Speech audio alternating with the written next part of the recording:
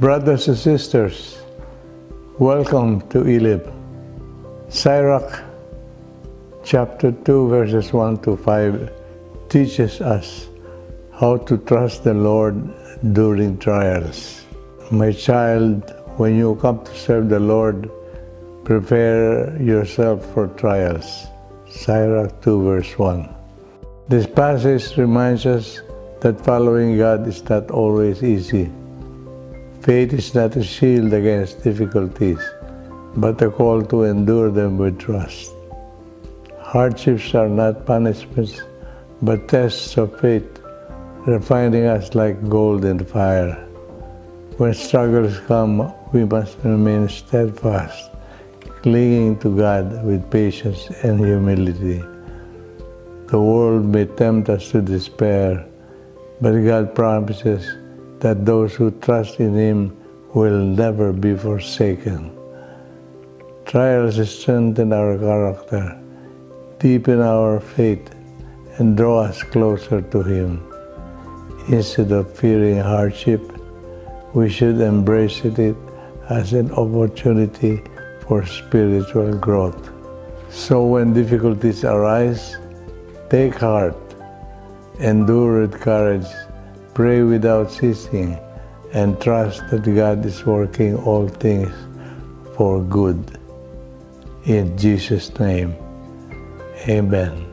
Good evening, brothers and sisters, and welcome to another episode of our online Elim gathering. I pray that you are all thriving in the love of God. And speaking of thriving, one of my favorite Bible passages is from John 10:10b, where Jesus said, "I came that you might have life and have it to the full."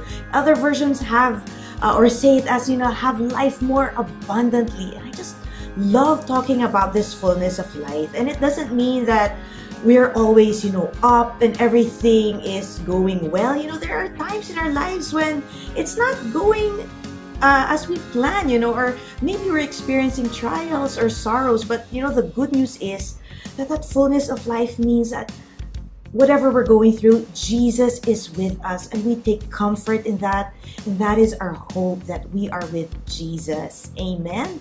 And so, as with every Elim gathering, let us attune our hearts and our minds to the Lord. Let's come before Him in the name of the Father, and of the Son, and of the Holy Spirit. Amen.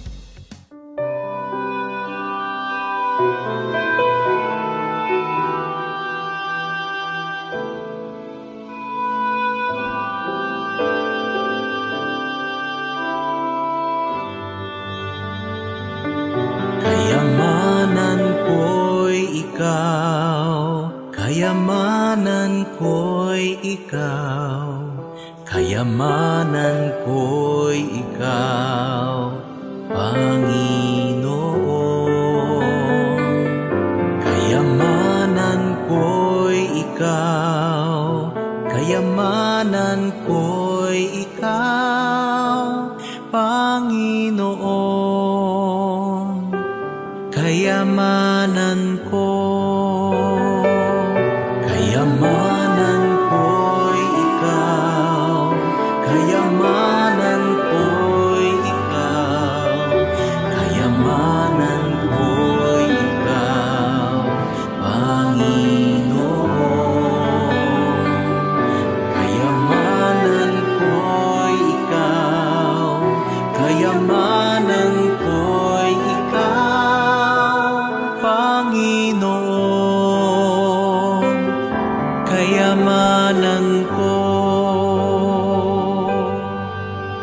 higit pa sa mundo, higit pa sa ginto, higit pa sa aking buhay na ito.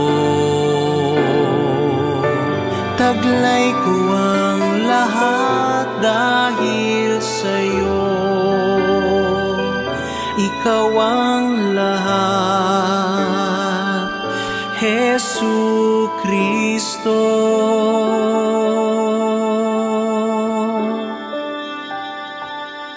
Kayamanan ko'y ikaw, kayamanan ko'y ikaw,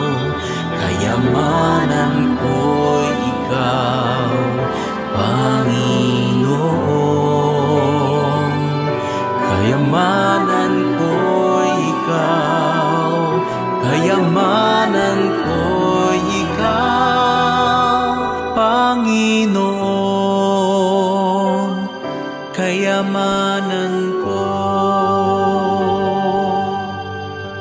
Higit pa sa mundo, higit pa sa ginto, higit pa sa aking buhay na ito. Taglay ko ang lahat dahil sa'yo.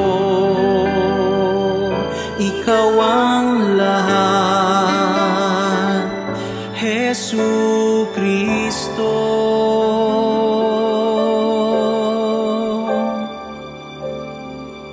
Kayamanan ko'y ikaw, kayamanan ko'y ikaw, kayamanan ko'y ikaw, Panginoon. Kayamanan ko'y ikaw, kayamanan ko'y ikaw, Panginoon. Kayamanan ko, Panginoon. Kayamanan ko, Panginoon. Kayamanan ko.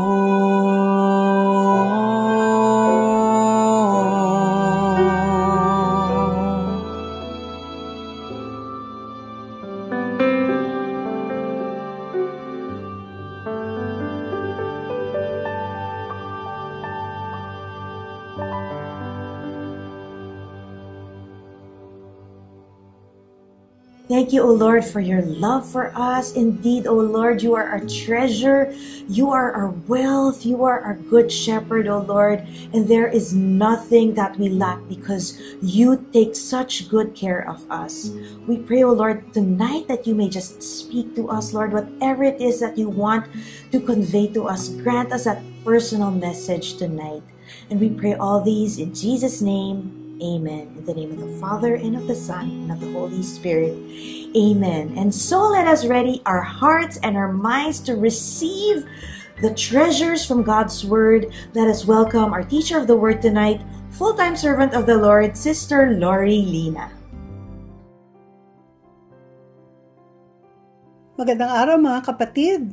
Ang pag-uusapan natin ngayon, free will or self-will. Ang free will ay masasabi nating kakayahan ng isang tao na pumili sa iba't ibang paraan ng pagkilos ayon sa malayang pagpapasya.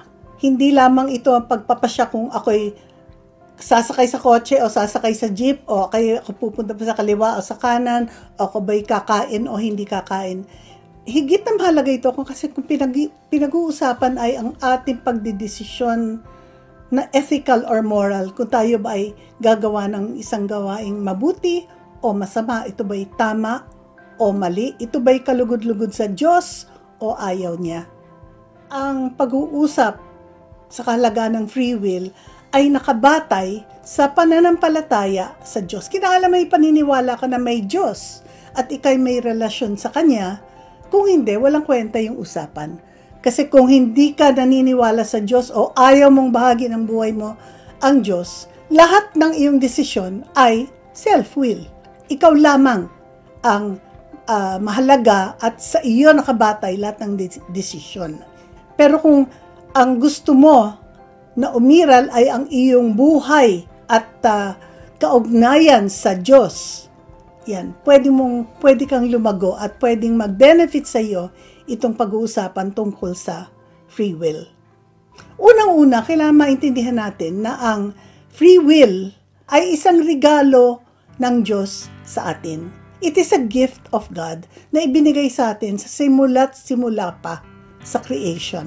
Sabi sa Genesis 1, verse 26 to 28, sabi ng Diyos, likhain natin ang tao ayon sa ating larawan, ayon sa ating wangis. Sila'y kanyang nilalang na isang lalaki at isang babae at sila'y pinagpala niya. Sabi niya, Magpakarami kayo at punuin ninyo ng inyong mga anak ang buong daigdig at kayo ang mamahala dito. Binibigyan ko kayo ng kapangyarihan sa lahat ng mga hayop na nasa ibabaw ng lupa. Sinabi din sa Genesis 2, ang tao nga ang nagbigay ng pangalan sa lahat ng mga ibon sa himpapawid at hayop sa parang.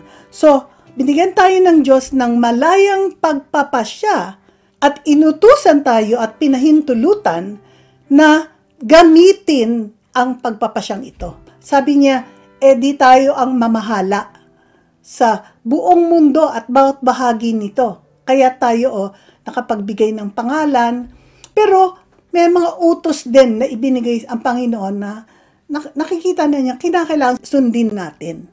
Genesis 2 verses 16 to 17, iniutos ng Panginoong Diyos, malaya kang makakakain mula sa alinman sa mga puno sa halamanan, maliban sa puno ng kaalaman ng mabuti at masama.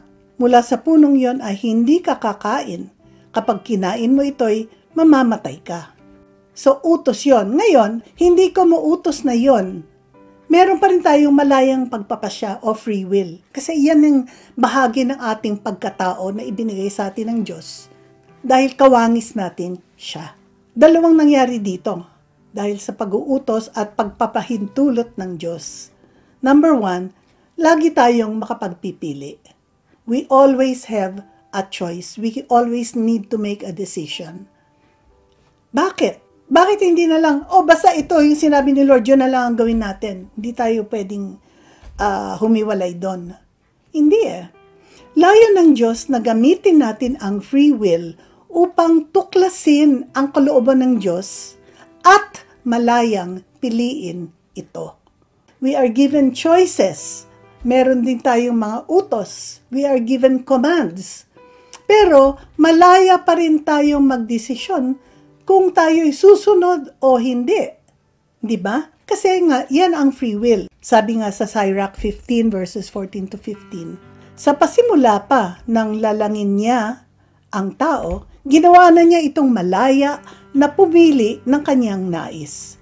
Kung gusto mo, masusunod mo ang utos ng Panginoon. Ikaw ang magpapasya kung magiging tapat ka sa Kanya o hindi. Yun na lang nga si Adam and Eve, hindi. Pahamak tayong lahat. Hindi naman binawi ni Lord yung ating free will. At hanggang ngayon, meron pa rin tayong malayang pagpapasya kung masusundin natin ang utos ng Panginoon o hindi. Pero alam natin, may kabayaran yan. Kung ano man yung ating desisyon, pananagutan din natin sa Panginoon. Sabi sa Deuteronomy chapter 30 verses 19 to 20. Sa araw na ito, tinatawag ko ang langit at lupa na maging saksi kung alin dito ang pipiliin ninyo. Buhay o kamatayan, pagpapala o sumpa. Piliin sana ninyo ang buhay para mabuhay kayo ng matagal, pati na ang inyong mga anak. Mahalin ninyo ang Panginoon na inyong Diyos. Sundin ninyo siya at manatili kayo sa Kanya dahil siya ang inyong buhay. Kung gagawin ninyo ito, mabubuhay kayo ng matagal dun sa lupain na ipinangako niyang ibibigay sa inyong mga ninuno na sina Abraham, Isaac, at Jacob. Ang tinutukoy hindi lamang yung promised land dito, kundi ang promised land na ating hinaharap when we will be with the Lord forever, for eternity. Habang pinapahintulutan ng Diyos na tayo'y pumili, ipinadala na rin niya sa atin ang banal na spirito upang samahan at gabayan tayo na matuklasan ang will ni Lord, kalooban ni Lord, at malayang piliin ito. Hindi naman tayo, bahala na lang kayo, inabandon na tayo ng Lord. Sige, meron kayong free will, dapat gamitin ninyo yan. Sa totoo lang, dahil tayo ay nasa mundo at dahil we are suffering the consequences of sin, hindi natin halos malaman kung ano ba talaga yung will ni Lord. Maliban sa presensya ng Espiritu Santo sa buhay natin. Ipinadala niya sa atin ang banal na Espiritu upang tayo'y laging makasama at upang tayo'y gabayan kung papaano matutuklasan ang kalooban ng Diyos. At gusto na natin, love natin si Lord, gusto natin malaman ano ba yung will niya. Kasi kung ano yung will niya, yun din yung gusto kong gampanan. Yun ang will ni Lord na gusto ko. Paliwanag nga ni Saint Augustine, at ito'y pinapasimple ko lang kasi siya talaga yung nagpaliwanag sa pamamagitan ng Holy Spirit at ang ating free will ay mapalapit pa tayo ng higit sa ating Panginoon. Itong ginamit na passage ni Saint Augustine sa Zechariah chapter 1 verse 3. Say to them, "Thus says the Lord of hosts, return to me, and I will return to you, says the Lord of hosts." Return to me. Yun yung kilos natin. May free will tayo. Pwede tayong bumalik sa Kanya at pwede pa rin tayong tumakbo from Him. Will natin yun. Tayo may malayang pagpapasya kung tayo'y babalik, lalapit pang higit sa Panginoon, or tatakbo na naman natin siya. And the will of God always has been, if we return to Him, He will return to us. Pag magbalik na kayo sa akin, manunumbalik ako sa inyo. Yan na yung nakikita natin, yung relasyon natin at ang Panginoon. Pero maganda dito, pinoint out ni Saint Augustine, say to them. Sino ang kumikilos dyan? Ang Holy Spirit. Siya yung nagsasabi sa atin, nagpapaalala sa atin, siya yung nag-uudyok sa atin, siya yung bumubulong sa atin. Tayo naman, tayo may malayang pagpasya. O sige, I will return. I will ask for forgiveness. I will ask for mercy. O, pwede na rin tayo magmatigas, sabihin na, ay wag muna. At alam naman natin yung consequences pag hindi tayo kagad bumalik sa Panginoon sa panahon na tayo may pagkakasala. And so our life with the Lord comes together, yung ating malayang pagpapasya, may gabay at pagpapaalala na ginagawa ang Holy Spirit, at sa pamamagitan na nabe-bless tayo with the presence of the Lord in us and with us through the Holy Spirit. The three parts. Ngayon, may mga nagsasabi, para namang hindi talaga yung malaya. Kasi para bang napipilitan lang tayo dahil gusto natin, inutos sa atin ni Lord sa pilitan tayo. Hindi. Pwede pa rin tayong hindi sumunod. But you see, with the Holy Spirit na kumikilos sa atin, naintindihan natin na ang pagmamahal ng Diyos ay naririyan. Yung abundance of life at saka yung blessed life na nanggagaling lamang kung tayo talaga ay nananatili doon sa buhay na gusto ng Panginoon para sa atin. And so we freely choose to be blessed. We freely choose to find the will of God and accomplish it. Pipiliin natin ng malaya na tayo ay mapasa Diyos, mapalapit sa Kanya.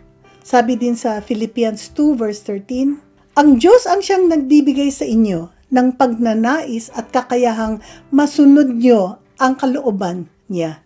So while we have free will, He sends us the Holy Spirit, at nang matagpuan natin yung desire, pagnanais at kakayahan, not only the desire but the ability to obey the will of God. And therefore we benefit, we are blessed by it. Walang pilitan dito Hindi naman hiniling ng Diyos na isuko mo ang iyong malayang pagpapasya. Hindi niya hiningi yun. Ang paliwanag dito ni Oswald Chambers ay ganito. I cannot give up my will. Kasi bahagi yun ng pagkatao natin Hindi ko maaaring isuko ang aking malayang pagpapasya. Kailangan kong gamitin ito at isagawa sa aking pagkilos. Kailangan ko magpasyang sumunod sa Diyos. Kailangan kong magpasyang tanggapin ang Espiritu ng Diyos.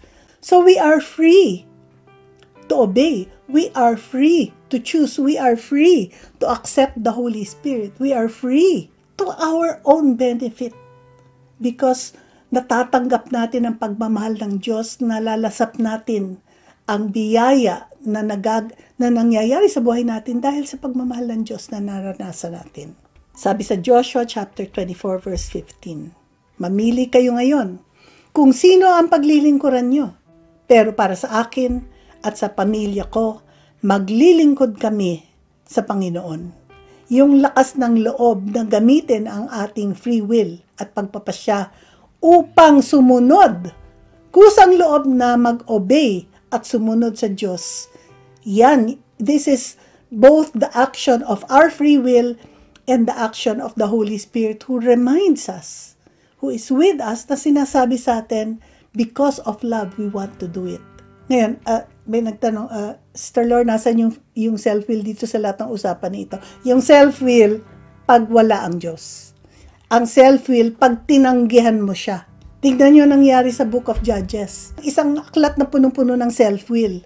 Sabi nga sa Judges 21:25, nang panahong iyon, walang hari sa Israel. Walang Diyos, walang hari. Kaya ang bawat isa ay gumagawa ng kahit anong gusto nilang gawin. Yan ang definition ng self-will. Gagawin mo na lang kahit anong gusto mong gawin, pero hindi mo man lang inisip, ano ba ang gusto nung naglikha sa akin? Kasi we are in the image and likeness of God, and we are given the ability to choose. We freely choose. And because we're aware of the love of God, we are freely choosing to do the will of God. So obedience is sweet. Obedience is love. Nais nating tuklasin ang kagustuhan ng Panginoon at malayang piliin ito. Sabi sa 2 Corinthians 3 verses 17 to 18, where the Spirit of the Lord is, there is freedom. All of us gazing with unveiled face on the glory of the Lord are being transformed into the same image from glory to glory as from the Lord. Hindi ba yan ang gusto natin?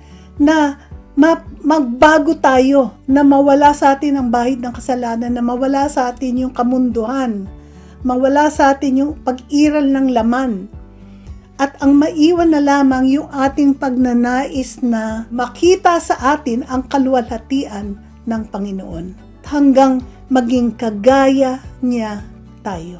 Our desire always has been to achieve, to long for, and to hope for the glory that the Lord has prepared for us. Pinaghahandaan niya ni Lord Inaantay niya yung ating malayang pagpili sa Kanya at hanggang sa parte na kapag sinusundo na niya tayo dahil pinili natin siya ng kusa at may pagmamahal.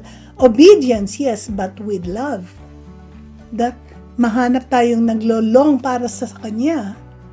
Nagkaroon ng kumbaga, buong halaga yung free will. That because we have exercised free will, na hinanap natin ang will ni Lord at malaya nating pinili ito, then we can hope to achieve the glory that is being reserved for us.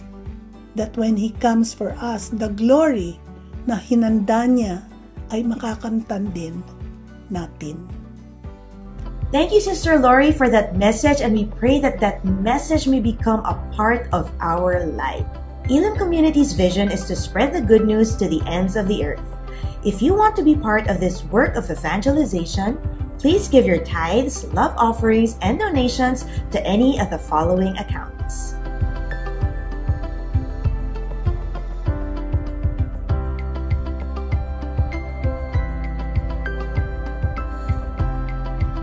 We pray for all those who gave their tithes and love offerings. May the Lord bless you 100-fold for your generosity.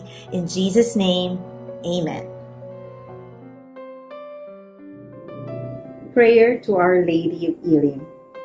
O dear Mary, Lady of Elim, sweet and pure, pray that your Son Jesus will to innocence and holiness restore the hearts and minds of long-lost souls. Pray that the seed of glad tidings sown in our hearts will steer us to great hope, faith, and love. Pray for the vision and intentions of community and of the Church, that with the Lord's watchful care and generous provisions, they shall all be. Pray that a polluted world and all institutions will, from a powerful outpouring of the latter rain, experience the blessings of fresh living water, a renewal of the Spirit, and healing of our land and of all nations. Hail Mary, full of grace, the Lord is with you. Blessed are you amongst women, and blessed is the fruit of thy womb, Jesus. Holy Mary, Mother of God, pray for us sinners, now and at the hour of our death. Amen. Hail Mary, full of grace, the Lord is with you. Blessed are you amongst women, and blessed is the fruit of thy womb, Jesus. Holy Mary, Mother of God, pray for us sinners, now and at the hour of our death. Amen. Hail Mary, full of grace, the Lord is with you. Blessed are you amongst women, and blessed is the fruit of thy womb, Jesus. Holy Mary, Mother of God, pray for us sinners, now and at the hour of our death. Amen. Elim Missions Prayer. Lord, I make myself available for the ministry of evangelization, on my knees or in the mission field, within our borders or on foreign soil, for a single soul or for the multitudes. Empower me for abundant soul winning. By your Spirit, make me an instrument of your love and mercy, a witness bold and ashamed, an inspiring bearer of the good news. Send us deliverers, technology, and resources to reach the world. Help us break barriers, overcome obstacles, and penetrate new territories, that all the people of the earth may know that you are God and there is no other. And to all those who reach, Lord, raise them up to become your true disciples. Here I am, Lord. Send me in Jesus' name. Amen. Nagpapasalamat kami, Panginoon, sa kabutihang loob mo na binigyan mo kami ng malayang pagpapasya. Nawa, Lord, sa bawat desisyon na aming gawin, ito'y laging dapat ay hinahanap ang kalooban mo at malayang pinipili ka namin. And that's it for tonight's episode, brothers and sisters. I pray you all have a blessed week. Bye!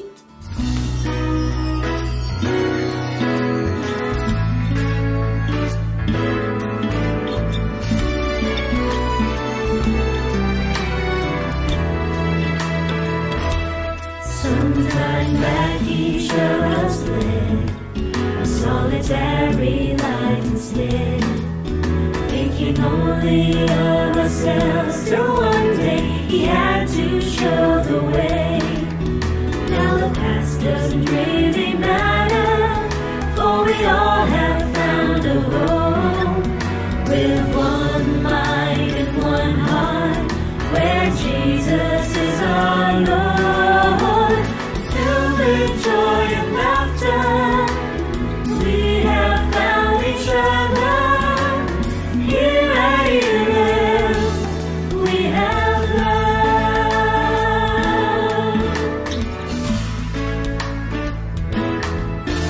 As we wander through the desert, seeking for a total rest, we have found a place of happiness, where we all could be refreshed.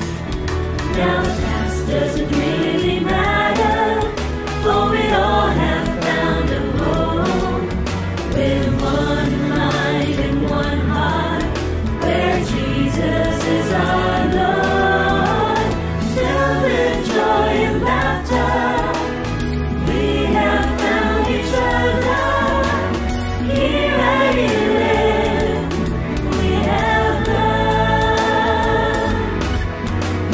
Together we join our hands to sing, let's preserve the unity, as we serve the Lord in